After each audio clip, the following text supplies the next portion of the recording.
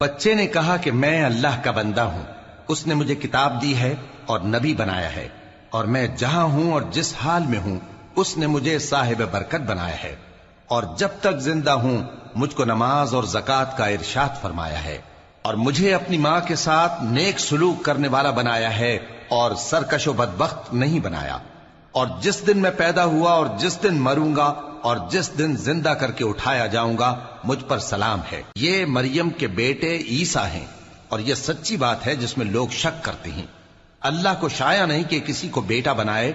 وہ پاک ہے، جب کسی چیز کا ارادہ کرتا ہے تو اس کو یہی کہتا ہے کہ ہو جا تو وہ ہو جاتی ہے، اور بے شک اللہ ہی میرا اور تمہارا پروردگار ہے، تو اسی کی عبادت کرو، یہی سیدھا رستہ ہے۔ پھر اہل کتاب کے فرقوں نے باہم اختلاف کیا، سو جو لوگ کافر ہوئے ہیں ان کو بڑے دن یعنی قیامت کے روز حاضر ہونے سے خرابی ہے۔ وہ جس دن ہمارے سامنے آئیں گے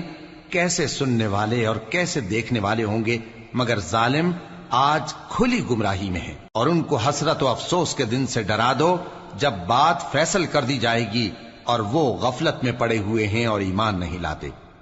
ہم ہی زمین کے اور جو لوگ اس پر بستے ہیں ان کے وارث ہوں گے، اور ہماری ہی طرف ان کو لوٹنا ہوگا۔